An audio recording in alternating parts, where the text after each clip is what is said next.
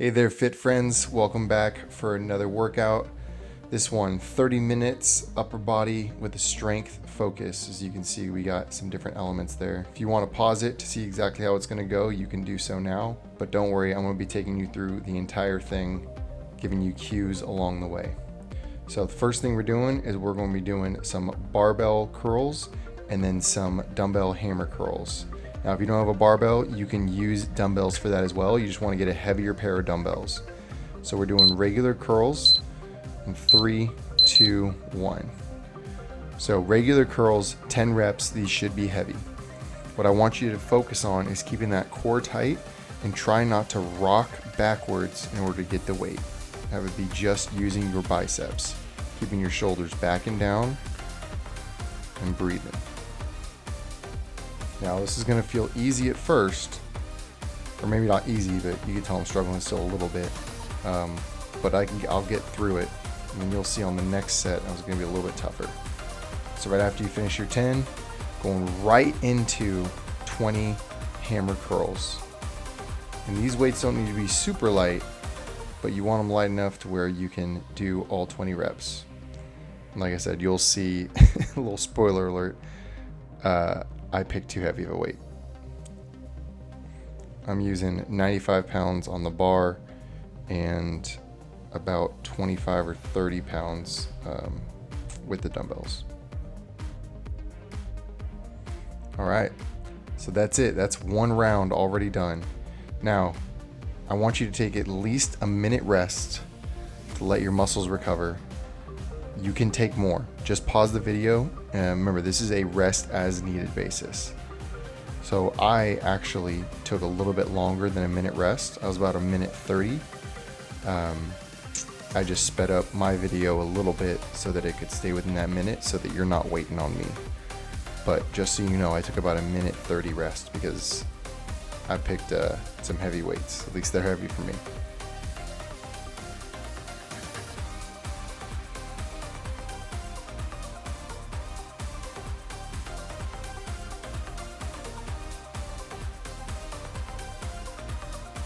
Okay, so shake it out. We got about 10 seconds left.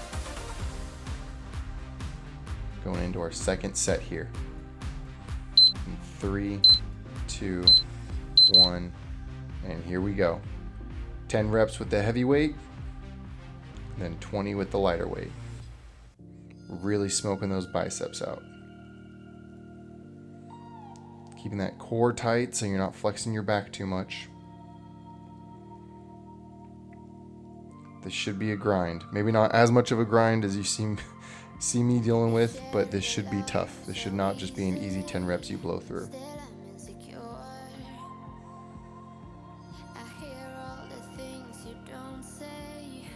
After you finish those 10, we're going right into 20 hammer curls.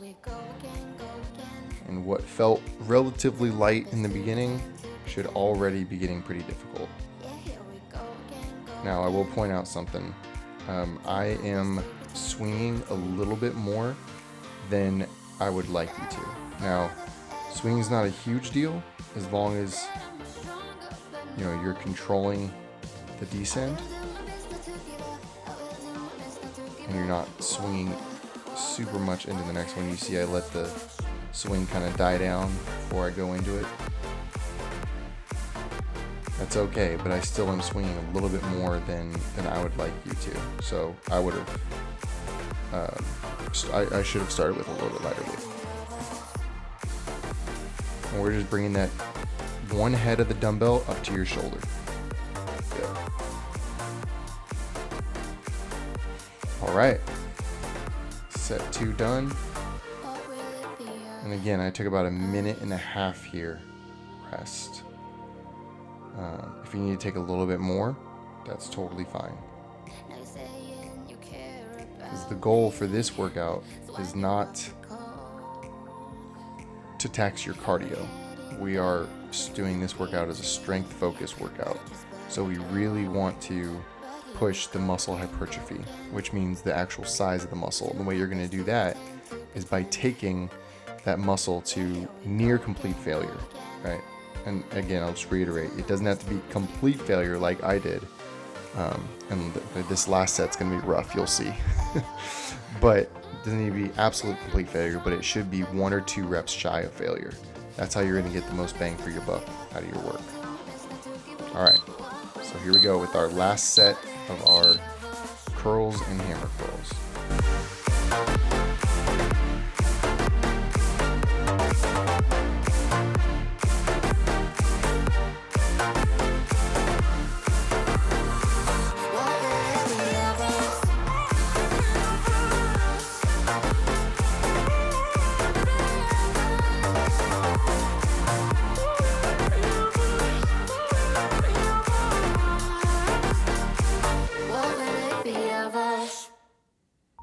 Now, you can see I just failed that rep there. I should not be failing before rep 9 or 10. That means I was going too heavy. So I actually abandoned it and went to the dumbbells instead. And I grabbed a lighter pair of dumbbells as well, and it still was pretty difficult.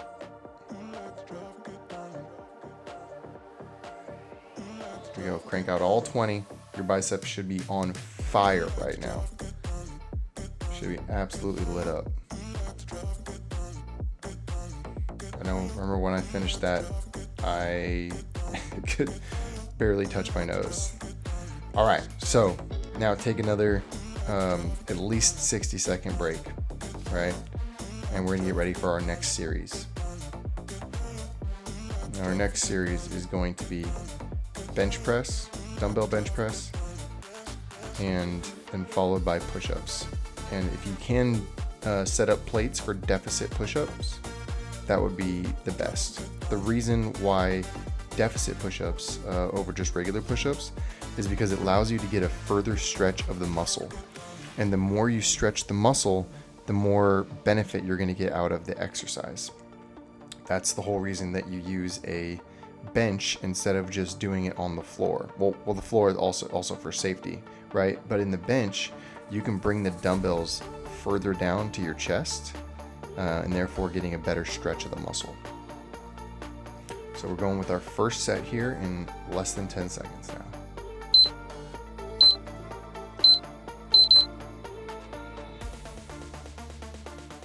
Here we go. 10 reps, dumbbell bench press. So what you want to focus on here, again, is getting that big stretch of the muscle. You see how I'm letting them come all the way down to my shoulders, nice and controlled. Nice and controlled every time. Explode up, control down. Good.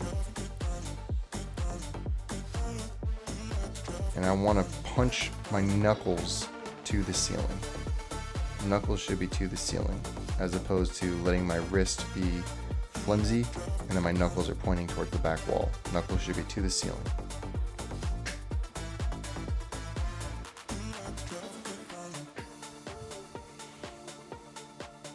Now, getting right into the deficit push-ups. One thing I want to mention for these, if there's no way you're getting 20 deficit push-ups in a row on your first set, then go to your knees. I'd rather have you do deficit push-ups on your knees than regular push-ups on your feet.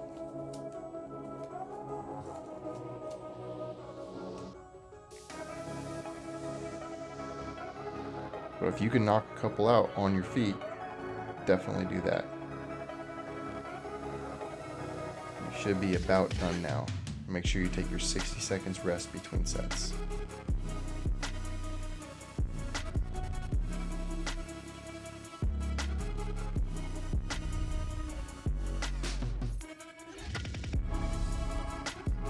Another tip I wanted to give for the bench press, you'll notice how when I go to set up for it, my chest is a little bit arched. On a bench press, that is okay because it's supported by the bench, right? And what that's doing is it's allowing, again, me to get further stretch of the chest muscle. So you don't need to keep your back completely flat. You can have that little bit of arch there. All right, set 2 coming up. Again, you can rest longer than the 60 seconds that I have on the video. Here we go.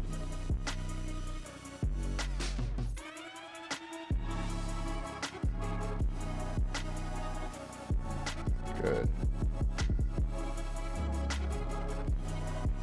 Nice and controlled coming down every time. Nice and controlled. And then when you push them up and together a little bit. So if you notice as I go up, they come together as well, not just up in a straight line. Because we're trying to mimic the fibers of your chest, the chest muscles. Excuse me, the muscles of your chest.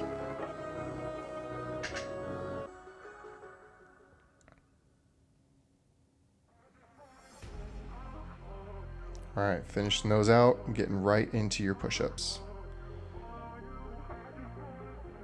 And as you're doing these push-ups as well, you want to push in. Bring your hands, as you push up, you want to bring them slightly in. Now they're not going to move because they're on the ground, right, or on plates, but that's going to help you activate your chest.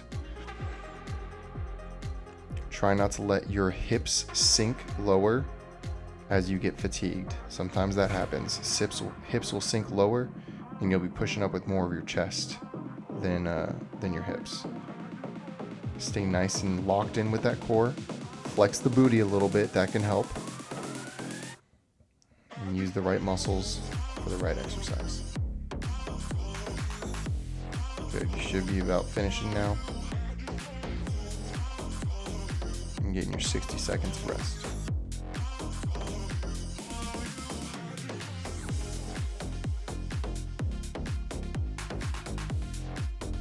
It's at this point in the workout where shirts become optional.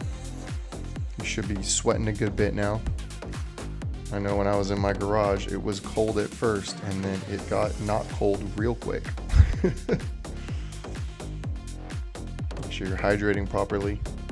I always have water with me when I'm working out. Despite what Denzel Washington says in one of my favorite movies of all time, water does not make you weak. If you know what movie that is, let me know down in the comments and you'll score points in my book.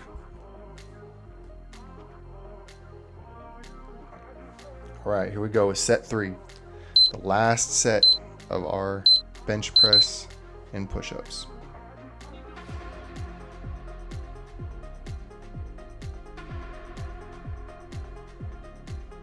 Here we go, get set up, feet nice and flat on the ground.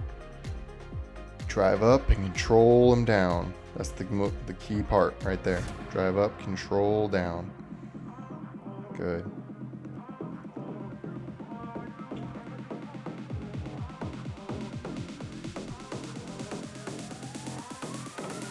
Another thing I want to mention, you'll notice that my bench is slightly inclined.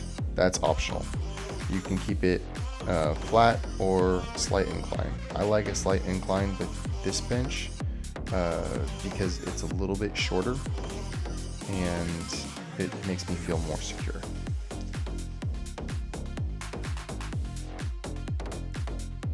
But it's totally optional. You could also do this on your couch. I should have mentioned that earlier. The armchair of your couch works as a great bench if you don't have one. All right, 20 reps of our push-ups to go. I am getting pretty darn fatigued here. You can tell I'm taking more breaks than normal. If you need to take a break in between, you can. Ideally, you just go to your knees if you need to. All right, you should be just about finishing. And then we're gonna get ready for our next series. So take at least a minute rest. I think on this I took like a minute 45 maybe. But it was definitely over a minute. Our next series is going to be our bent over rows, followed by a rear delt raise, also known as reverse fly. This is an excellent combination. Excellent combination to rebound the chest that you just worked. So you can do this obviously in the gym as well, but when you work chest, unless you have like dedicated days for like upper body, lower body, or if you do like a push, pull, leg split. But if you're just trying to get in there and you're like, I'm just gonna get 1 or 2 workouts for this week, whatever it may be, you should absolutely always follow up chest with some back work. So that's what we're doing today. Upper body focused. So now we're gonna do our bent over rows. So I want you to notice my nice flat back, right? And how I'm going all the way down with the weights and then coming up to my chest. And now switching to our rear delt raise. Trying not to use my back too much as far as like helping me get the weights up. Rather, I'm using the back part of my shoulder and my scapula to squeeze the weights. Good. And I knocked out those pretty quick. You may not already be done. If not, you pause the video and that's totally fine. But what you'll notice is it seems like I'm swinging the weights on the rear delt raise, but as I'm coming back, I'm actually slowing them down as they're coming back, right? And then I'm exploding back out, which is fine. What you don't want to do is let the momentum carry you through, right? But I'm slowing it down on the way down, so I'm getting that eccentric work in there, which is what you want to go for.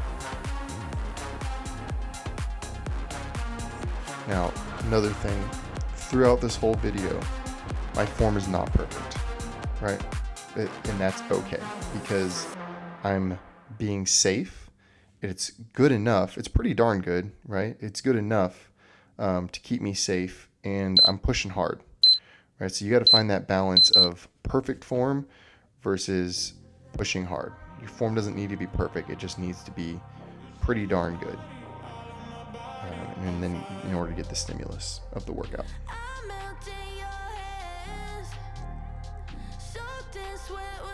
And I changed my angle here so you could see, again, nice flat back. And here I do raise up a little bit just to ease the tension on my lower back, because if I was just straight flat over, it's a lot of pressure. So you can change the angle a little bit.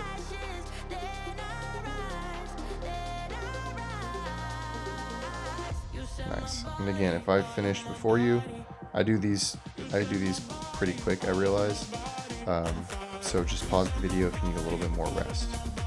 And same thing with this. I think I did take about a minute rest, maybe closer to like a minute 20 on this rest time.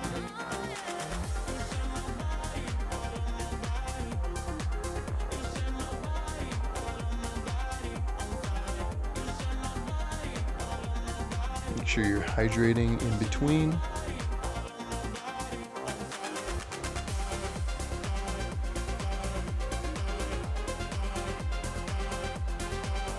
Also, if y'all are digging this, me coaching you through it and talking you through it as opposed to just the music, let me know and I can do more of these.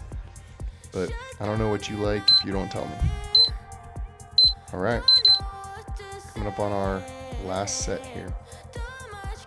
Again, I changed the angle so you can see. One thing I'm going to point out again is notice how I'm going all the way down and then bringing the weights all the way up to the outside of my chest. I'm letting my scapula completely move in its range of motion, not locking it.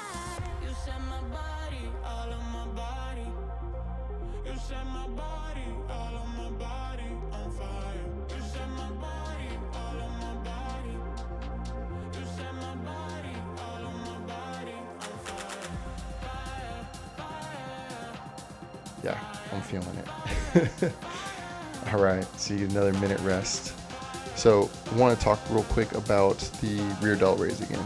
So some of you might be thinking, well, Neil, if you're swinging them and you're not as controlled, shouldn't you go lighter in weight? So up next is our ab series, right? V-ups followed by crunches. If you can't do V-ups, leg raises work as a great substitute. So do leg raises and then crunches. You can do crunches with your feet off or on the ground. Okay, as I was saying with the delt raise, You might ask, well, why don't you just go lighter weight and be more controlled? Well, I could, right? But like I said, I know that I'm being safe, and I wanted to work the explosiveness of the movement, and then I still control the eccentric. So that's just another way of doing it, which again, as long as you're being safe with it, is fine. I have no pains. It wasn't giving me any issues. All right, moving on to our V-ups. So V-ups are leg raises. 10 of them.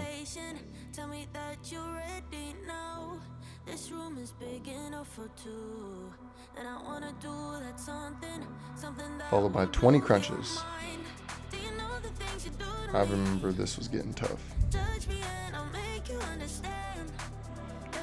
Alright, so totally fine to put your hands on your head, but do not put them behind your head and crank your neck.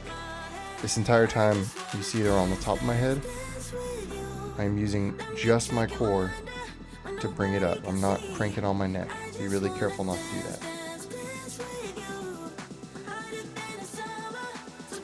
Alright, I took a little less break between these ones, and I think it worked okay for me. But again, it's 45 seconds minimum. You can pause it and take a little bit more time if you need.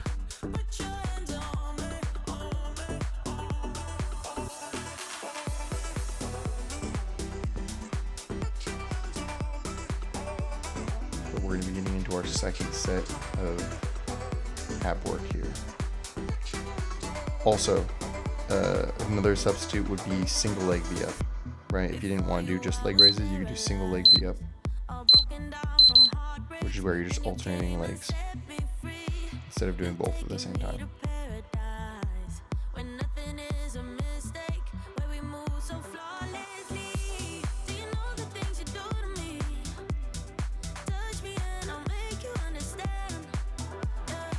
Boom. Finish your V-ups, go right into those crunches, right into those crunches. It should suck. That's what Neil's thinking right now. He's like, this sucks. In the best way. I had to take a little break.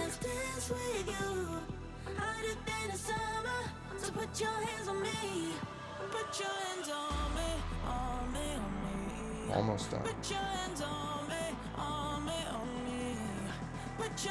All 20 of them. Boom. There we go. So for those, I'll say again, you can do that with your feet up or down. 45-second minimum rest between these. And this one, I definitely sped up the video because I took, I think, a little over a minute to rest. Learning from my previous set mistake. I was like, oh, that was too fast. Way too fast.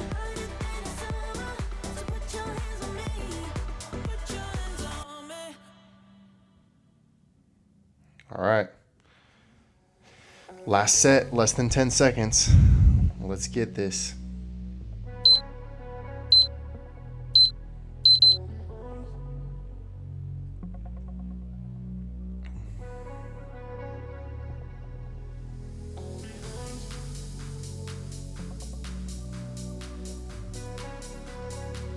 Boom, right into it. Here we go.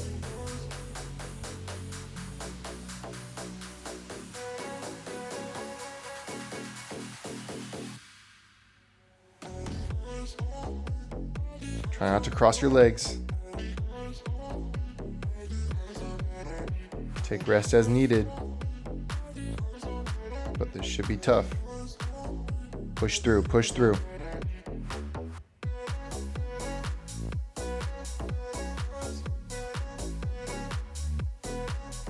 Come on, we're almost done. Or maybe you're already done. Just waiting for Neil to be done.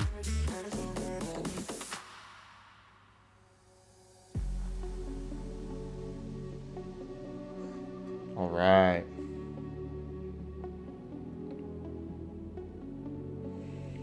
You either are done or you're almost done.